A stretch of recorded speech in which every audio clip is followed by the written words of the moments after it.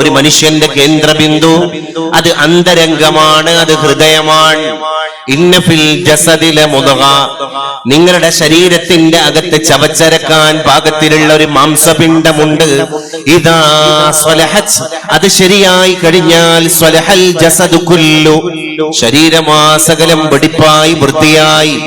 വഇദാ ഫസദത്, അതെങ്ങാനും മോശമായി കഴിഞ്ഞാൽ ഫസദൽ ജസദു കുല്ലു, ശരീരമാസകലം മോശമായി. അലാ, നിങ്ങൾ അറിയണം, ഫഹിയൽ ഖൽബ്, അതാണ് ഹൃദയം, അതാണ് ഹൃദയം.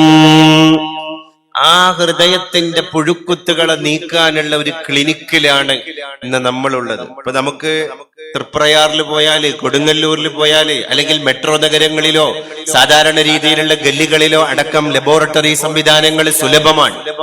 അവിടെ ലാബില്, ലബോറട്ടറിയില് ലാബ് ടെക്നീഷ്യന്റെ ലെൻസിന്റെ മുകളിലേക്ക് ഒരു തുള്ളി ബ്ലഡ് നമ്മൾ ഫാസ്റ്റിംഗിൽ കൊടുത്താല് നമ്മളെ LDL കൊളസ്ട്രോൾ എത്ര എന്ന് കിട്ടും, നമ്മുടെ HDL കൊളസ്ട്രോൾ എത്ര എന്ന് കിട്ടും, നമ്മുടെ യൂറിക് ആസിഡിന്റെ അളവ് കിട്ടും, നമ്മുടെ ക്രിയാറ്റിന്റെ അളവ് കിട്ടും, നമ്മളെ ബ്ലഡ് പ്രഷർ കിട്ടും, നമ്മളെ ബ്ലഡ് ഷുഗർ കിട്ടും. നമ്മുടെ ശരീരത്തിന്റെ എല്ലാവിധ ഹോർമോൺ ഇൻബാലൻസുകളെയും നമുക്ക് ഡയഗ്നോസ് ചെയ്യാൻ സാധ്യമാണ്. പക്ഷേ ഹൃദയത്തിന്റെ ഉള്ളിലുള്ള പുഴുക്കുത്തുകളാകുന്ന രോഗങ്ങളെ ഏത് ക്രൈറ്റീരിയ വെച്ചിട്ട്, ഏത് ലബോറട്ടറിയിലെ ലാബ് ടെക്നീഷ്യന്റെ സംവിധാനം വെച്ചിട്ടാണ് നമ്മളൊന്ന് അളന്ന് തിട്ടപ്പെടുത്തുക? ബ്ലഡ് കൊടുത്താല് നമ്മളെ കിബർ എത്രയെന്ന് കിട്ടുമോ, നമ്മളെ ഒളബ്, ദേഷ്യം എത്രയെന്ന് കിട്ടുമോ, നമ്മുടെ ഹസദ്, ഒരാളോട് നമ്മൾ കാണിക്കുന്ന ജലസി, അസൂയ എത്രയാണ് എന്ന് കിട്ടുമോ, നമ്മളെ ഹിഖ്ദ്, നമ്മളെ പോര് എത്രയാണ് എന്ന് കിട്ടുമോ, നമ്മുടെ ഉജ്ബ്, ആളുകൾ കേൾക്കാൻ വേണ്ടി, കാണാൻ വേണ്ടി ചെയ്യ സുംഅത്ത്, റിയാ, ഇങ്ങനെയുള്ള അസുഖങ്ങളാണ് അംറാദുൽ ഖുലൂബ്. അത് ഹൃദയത്തിന്റെ രോഗമാണെന്ന് മുഹമ്മദ് മുസ്തഫ സ്വല്ലല്ലാഹു അലൈഹി വസല്ലം. ഹൃദയ രോഗങ്ങളെ മനുഷ്യൻ ശമിപ്പിക്കുക എന്നുള്ളത്.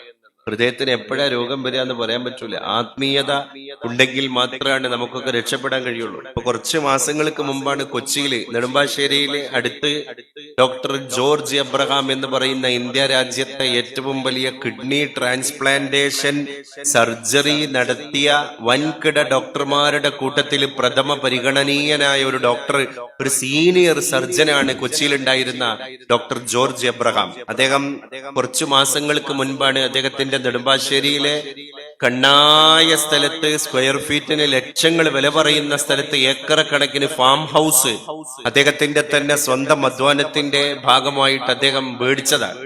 അവിടെ എല്ലാ ഞായറാഴ്ച ദിവസവും അദ്ദേഹം പോകും, എന്നിട്ട് അവിടെ നിന്ന് റിലാക്സ് ആവും, കുടുംബസമേതം ഒന്ന് ഫ്രഷ് ആയിട്ട് റീഫ്രഷ് ആയിട്ട് പോരും.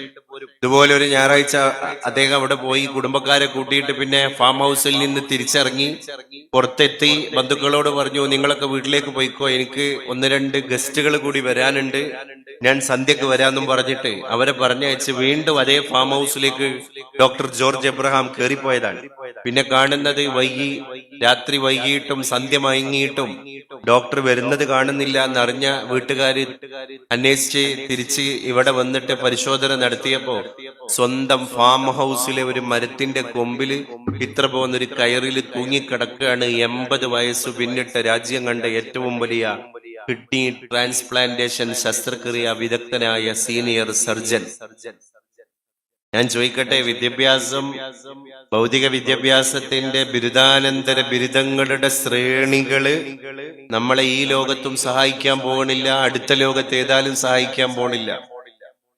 അപ്പൊ നമ്മൾ എവിടെയാണ് മുന്നണി പോരാളികളാകേണ്ടത്? ഖൽബ് എന്ന് പറയുന്ന സാധനത്തിന് അറബിയിലുള്ള പേര് തന്നെയാണ്. കലബ എന്ന് പറഞ്ഞാൽ എന്താണ്? കലബ, മാറി മറിഞ്ഞു, ഏത് നിമിഷവും അങ്ങോട്ട് ചായാം, ഏത് നിമിഷവും ഇങ്ങോട്ട് ചായാം. നമ്മളെ കൽബിനെ ഒരു സ്ഥിരമായിട്ട് ഒരു പൊസിഷനിൽ നിർത്താൻ നമുക്ക് കഴിയാറില്ലല്ലോ. നമ്മൾ വികാരജീവിയാണ്. നമ്മൾ കരയാറുണ്ട്, നമ്മൾ ചിരിക്കാറുണ്ട്, എല്ലാം ഉണ്ടാകാറുണ്ട്. നമുക്ക് സന്തോഷ, സന്താപ, സമ്മിശ്ര വികാരങ്ങളൊക്കെ ഉണ്ടാകാറുണ്ട്. അപ്പൊ നമ്മൾ അതൊക്കെ നിയന്ത്രിക്കുന്ന ഹൃദയത്തിന്റെ പേരാണ് ഖൽബ്. ഖൽബ് എന്നുള്ള വാക്കിന്റെ അർത്ഥം തന്നെ മാറി മറിയുന്ന ഒരു പ്രതിഭാസം എന്നാണ്. അതായിട്ടാണ് നമ്മളിങ്ങനെ ജീവിക്കേണ്ടത്. ആ കൽബിനെ ശരിയാക്കാനാണ് ഇവിടെ വന്നിരിക്കുന്നത്. മജ്‌ലിസുന്നൂറിന്റെ സദസ്സിൽ വന്നിരുന്ന് അസ്ഹാബുൽ ബദരീങ്ങളെ കൂട്ടാക്കിയിട്ട് നമ്മള് ആത്മീയതയുടെ ഒരു വെളിച്ചത്തിന്റെ റേഡിയേഷൻ ഈ ഹൃദയത്തിലേക്ക് ഇങ്ങനെ പ്രവഹിപ്പിക്കുമ്പോ അതിന്റെ കിരണങ്ങളുടെ പ്രസരണം കൊണ്ട് നമ്മുടെ കൽബിന്റെ ഉള്ളിൽ വീണുപോയ പുഴുക്കുത്തുകളൊക്കെ തന്നെ വിമലീകരിക്കുകയാണ്. അപ്പൊ നമുക്ക് പിന്നെ ഹൃദയം തുറക്കാൻ കഴിയാണ്. ഇല്ലെങ്കിൽ അപകടമാണ്. വിഷത്തേക്കാൾ വർജ്യമാകും നരചിത്തം ദുഷിക്കുകിൽ. നരന്റെ ചിത്തം, മനുഷ്യന്റെ ഹൃദയം അത് ദുഷിച്ചു കഴിഞ്ഞാൽ അത് വിഷത്തേക്കാൾ വർജ്യമാക്കണം. വിഷം എങ്ങനെ ഒഴിവാക്കണമോ അതിനേക്കാൾ ദൂരെ കൊണ്ടുപോയി വെക്കണം. നമ്മളെ ഫ്രണ്ട്ഷിപ്പ് സർക്കിളില്, നമ്മളെ ബന്ധുക്കളെ കൂട്ടത്തില്, അല്ലെങ്കിൽ നമ്മളെ ലോഹ്യക്കാരില്, നമ്മളെ അയൽപ്പക്കങ്ങളില്, നമ്മളെ നാട്ടുകാരില് ആരെങ്കിലും ഒരാളുടെ ഹൃദയം മോശമായി എന്ന് കോൺക്രീറ്റ് എവിഡന്റോടുകൂടെ നമുക്ക് ബോധ്യപ്പെട്ടിട്ടുണ്ടെങ്കിൽ അതിനെ വിഷപദാർത്ഥത്തെ ദൂരെ വെക്കും പോലെ നമ്മൾ ദൂരെ വെക്കണം. അയാളായിട്ടുള്ള സൗഹൃദത്തെ നമ്മളൊരു പ്രത്യേക ഡിസ്റ്റൻസ് കീപ്പ് ചെയ്തിട്ട് മാത്രം ശ്രദ്ധിക്കണം. പെട്ടെന്ന് പോയിട്ട് അയാളോട് കൂട്ടുകൂടരുത്. നമ്മൾ പെട്ടുപോകും, നമ്മളെ മക്കള് പെട്ടുപോകും. കാരണം മനുഷ്യന്റെ ഹൃദയം മോശമായി കഴിഞ്ഞാൽ അത് വിഷത്തേക്കാൾ പോയിസുള്ള സാധനമാണ് എന്നാണ്. വിഷത്തിന്റെ കാര്യത്തിൽ ഇപ്പൊ ഇന്നത്തെ കാലത്ത് എല്ലാ സ്ഥലത്തും കൃത്രിമങ്ങളാണല്ലോ, ഒറിജിനൽ ഒന്നിലും ഇല്ലല്ലോ. ഇപ്പോഴത്താണ് ഒരു വീട്ടമ്മ പറഞ്ഞത്, എന്ത് ഈ ഇൻസെക്ട്സ്, കൃഷി നശിപ്പിക്കുന്ന കീടനാശിനികള്, കീടങ്ങളെ നശിപ്പിക്കാനുള്ള കീടനാശിനി, കീടങ്ങളെ നശിപ്പിക്കാനുള്ള ഒരു വിഷപദാർത്ഥം ഉണ്ടായിരുന്നു. അത് വെച്ചിട്ട് പോലും കീടങ്ങളെ നശിക്കണില്ല, വിഷത്തിലടക്കം മായാണ്. ആ വീട്ടമ്മ പറഞ്ഞത് ഒരു തമാശയായിട്ട് എനിക്ക് തോന്നിപ്പോയി. അതുകൊണ്ട് വിഷത്തേക്കാൾ വർജ്യം, ആ വിഷത്തേക്കാൾ നമ്മൾ പേടിക്കേണ്ട ഒരു സാധനം ഏതാണ്?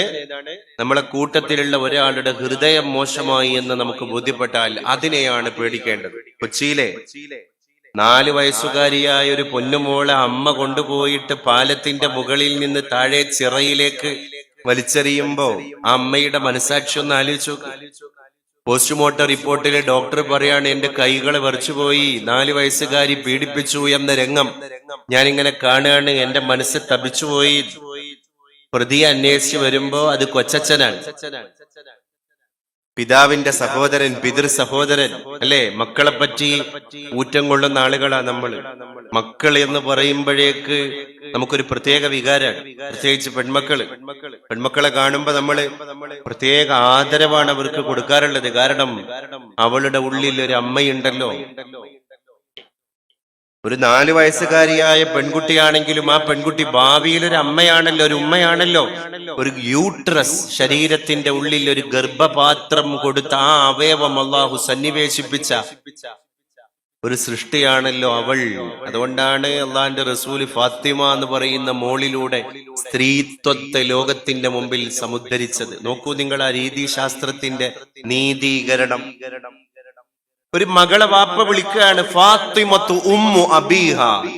ലോകത്തെ ഏത് വാപ്പയാണ് ഒരു പുത്രിയെ അങ്ങനെ വിളിച്ചത്, അങ്ങനെ അഭിസംബോധന ചെയ്തത്? ഫാത്തിമത്തു ഉമ്മു അബീഹ. എന്റെ മോൾ ആരാ നിങ്ങൾക്കറിയോ? അവളെ വാപ്പാന്റെ ഉമ്മയാണ്. അപ്പൊ ഫാത്തിമ കൊടുക്കുന്ന ഒരു കെയർ, ഫാത്തിമത്തു സഹറ ബതൂൽ റളിയല്ലാഹു അൻഹാ എന്ന പെൺകുട്ടി അള്ളാന്റെ റസൂലിന്റെ കെയർ ടേക്കറാണ്, ബൈസ്റ്റാൻഡറാണ്. അതുകൊണ്ട് എനിക്ക് ഫീൽ ചെയ്തത് അവൾ എന്റെ ഉമ്മയാണ്. കാരണം ഉമ്മാനെ ചെറുപ്പത്തിലെ മിസ്സായ ആളാണ് ഞാൻ. 6-ാമത്തെ വയസ്സിൽ എന്റെ ഉമ്മ പോയിട്ടുണ്ട്.